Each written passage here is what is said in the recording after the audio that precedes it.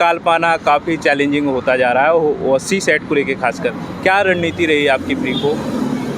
मेरा प्री में पहले ये था कि एक बार आप अपना सिलेबस पढ़ लीजिए जी जी और फोकस पीवाईक्यू पे ज़्यादा रखिए। जी जी तो यूपीएससी के पीवाईक्यूज, नॉट जी। कोचिंग्स के पीवाईक्यू। जी जी तो एक वो फोकस, सेकंड अगेन सी सेट के लिए भी जी। कि किस टॉपिक से ज़्यादा क्वेश्चंस आ रहे हैं, और यूपीएससी वाले सारे आप प्रैक्टिस कीजिए। पहले उन पे कमांड बनाइए, फिर ऑटोमेटिकली वो हो जाता है। आपके पास सोचने का टाइम नहीं है, आपको बस लिखना है। अच्छा। अगर आप सोचेंगे तो फिर आप पेपर छूट जाता है। दोस्तों नमस्कार, आप सभी का स्वागत है। जैसा कि आपको पता है यूपीएससी इंटरव्यू चल रहा है, लगातार हम कैंडिडेट से बात करें यूपीएससी की जर्नी में किन किन बातों का विशेष ध्यान देना चाहिए, पूरी जानकारी इस वीडियो के माध्यम से होने वाली है। सर जी बहुत बहुत स्वागत है और बधाई आपको। Thank you. क्या नाम है, कौन सा अटेम्प्ट और माध्यम क्या है सर आपका? मेरा नाम डॉक्टर आदित्य सिंह है। जी जी। मैं एक ऑर्थोपेडिक सर्जन हूँ। जी जी। और ये मेरा सेकंड अटेम्प्ट था, फर्स्ट इंटरव्यू। अच्छा अच्छा। और इंग्लिश मीडियम। English medium. अच्छा अच्छा सर, कैसा रहा इंटरव्यू सर आपका? इंटरव्यू अच्छा गया। अच्छा अच्छा। जवाब दिए। जी जी। मेन इंटरव्यू है कॉन्फिडेंस का। अगर आप जी, जी। कॉन्फिडेंटली देते हैं तो ठीक है। ऑप्शनल क्या है सर आपका? Medical science. Medical science. कैसे सवाल पूछे गए, कहाँ से ज़्यादातर सवाल आते हैं? अच्छा। सवाल बहुत बेसिक होते हैं, जी, जी। एकदम सुपरफिशियल टाइप, जैसे कि एग्रीकल्चर, जैसे आपके डैफ मोस्टली ओरिएंटेड होते हैं। जी जी जैसे मेरे डैफ में एग्रीकल्चर था जी और मेडिकल साइंस रिलेटेड था कि आप क्यों आना चाह रहे थे, जी आपके पास इतना अच्छा प्रोफेशन है, स्टिल आप क्यों आ रहे हैं। जी जी और उसके बाद बेसिक जो चीज़ें, जो सोशल इश्यूज होती हैं, जी। उस टाइप की क्वेश्चंस ही पूछे जाते हैं। और उस पर देखा जाता है कि आप अच्छे आंसर्स या फिर करंट सिचुएशन में आंसर कैसे देते हैं, या फिर अच्छा। डील कैसे करेंगे आप। अच्छा अच्छा। आईआर से रिलेटेड रहे सवाल? आईआर से यूजुअली जो फ्री ट्रेड एग्रीमेंट चल रहा है अभी, जी जो इंडिया, यूएसए, ईयू और यूके से जो बातें कर रहा है, तो उसी रिलेटेड सवाल थे। अच्छा कि और मोस्टली मतलब सब कुछ बैलेंस ही था। 5 लोग थे, पांचों ने अलग अलग तरीके से सवाल लिए। अच्छा। डेप से क्या पूछा गया सर वैसे? डैफ में वो जिससे आपके जो कीवर्ड्स होते हैं, जी तो मेरे में कि मेरा तो मेडिकल था, तो मैं most of the questions were related to that only. अच्छा अच्छा। और father's occupation as a farmer था, एग्रीकल्चर था।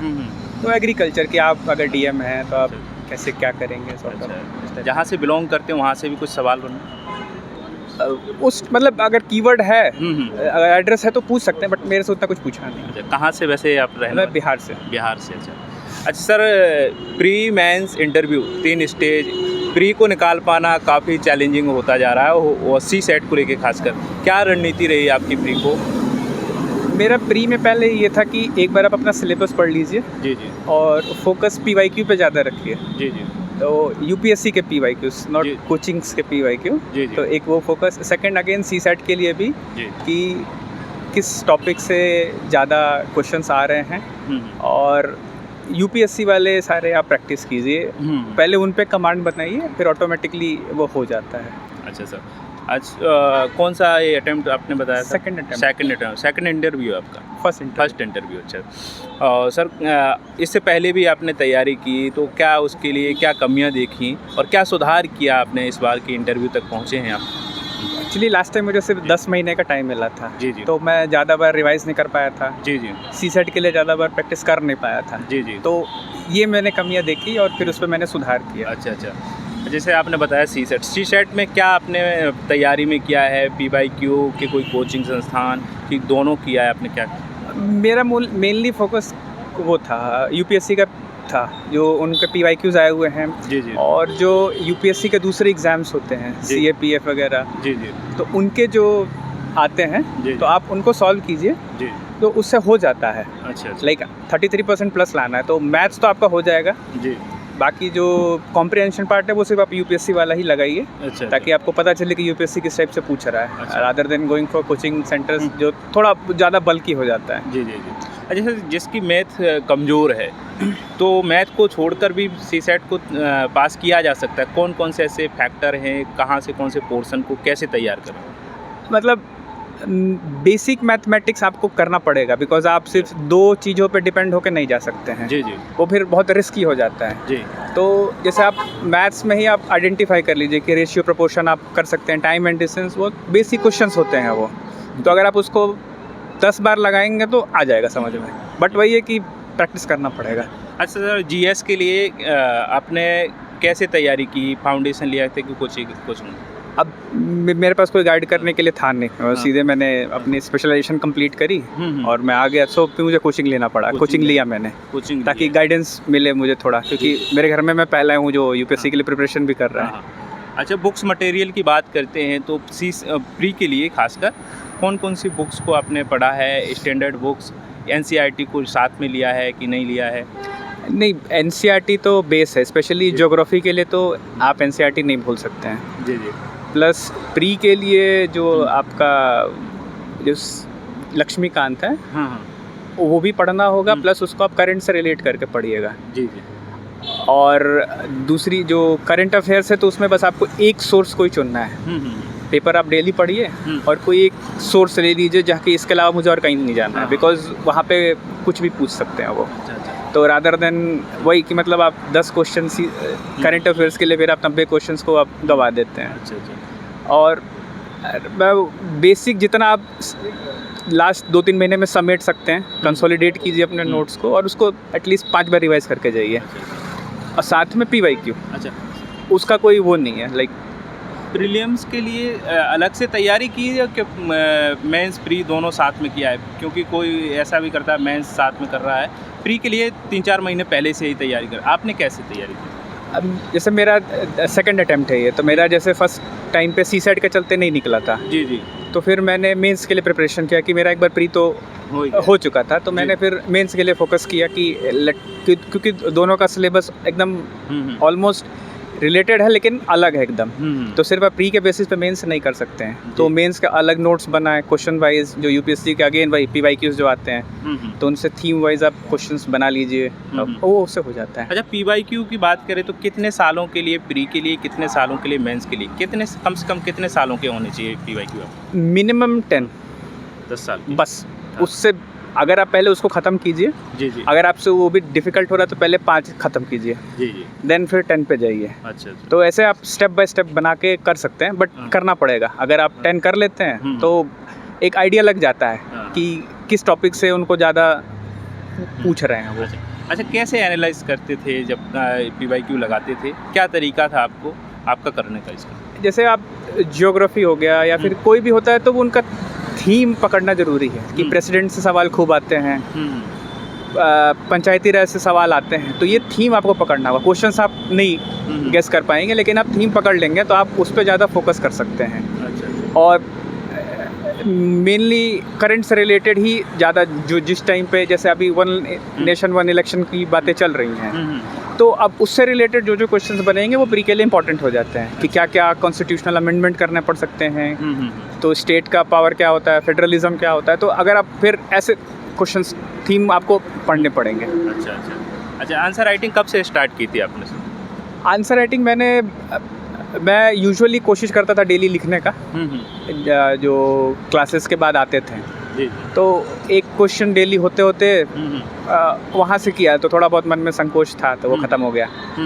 एंड जब मेंस हुआ तो फिर मेंस की मैंने टेस्ट सीरीज़ ली और उसको पूरा लिखा। अच्छा। बाकायदा पूरा लिख के गया था।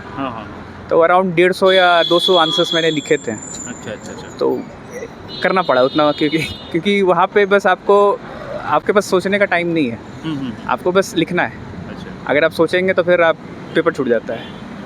सर, एथिक्स और ऐसे कोरिंग सब्जेक्ट हैं, यहाँ से कैसे इसको कवर किया, क्या तरीका था और ऑप्शनल आपका?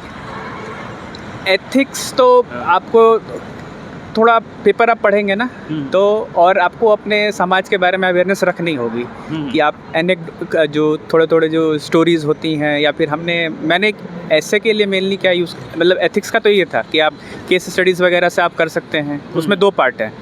तो केस स्टडीज़ में तो मैं बोलूँगा कि जो यूपीएससी का जो PYQ होगा वही केस स्टडीज़ पे ज़्यादा फोकस करने का ज़रूरी है।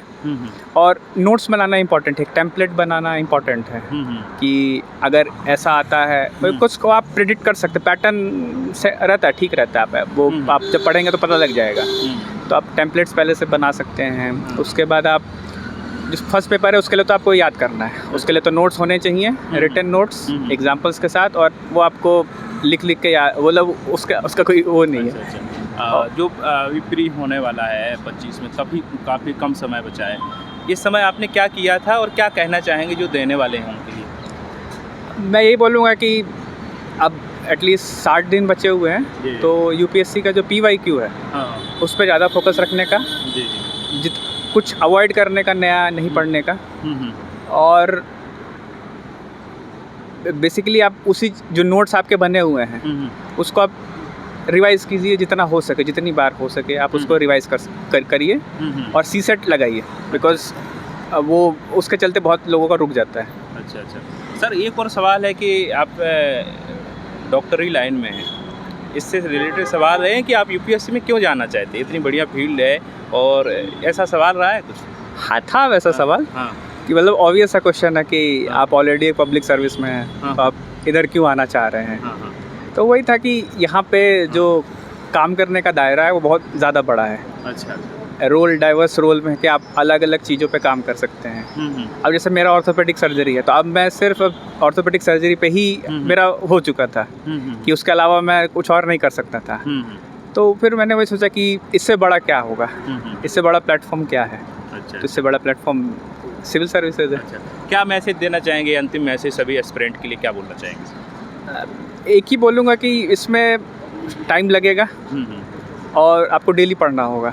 लाइक परसिवेरेंस का कोई वो नहीं है, डिसिप्लिन चाहिए होगा कि यस डेली सवेरे उठ के पढ़ाई करनी है, क्योंकि कंपटीशन बहुत हाई है और सक्सेस रेट लेस देन 1% है। तो ये, और आपको मैं तो ये बोलूँगा कि हमेशा अपना एक सेकंड ऑप्शन रेडी रखना चाहिए, बिकॉज बहुत डिप्रेशन होगा नहीं तो। और मैं एज अ डॉक्टर हूँ तो मुझे एक पॉजिटिव एनर्जी आती थी कि अगर नहीं होगा तो मैं डॉक्टर तो हूँ ही। तो इस टाइप का आपके पास एक होना चाहिए क्योंकि success is less than 1% success rate आपका। आपने बहुत गहरी बात कह दी है, ये सच्चाई कोई सुनना नहीं चाहता है जो आप बता रहे हैं, बट वो रियलिटी है। और अगर आप उसको एक्सेप्ट करेंगे तो आपको फिर डिप्रेशन नहीं होगा, बिकॉज यूजुअली, और आप रेडी रहेंगे नेक्स्ट एंडेवर के लिए, बिकॉज आपको रेडी रहना होगा कि 1% अगर चांस है तो 99 का नहीं होने वाला है। तो वो जिनका 99 का नहीं हो रहा है उनके लिए हमेशा कैरियर सेकंड ऑप्शन होना चाहिए हमेशा। अच्छा, ठीक, all the best. Thank you.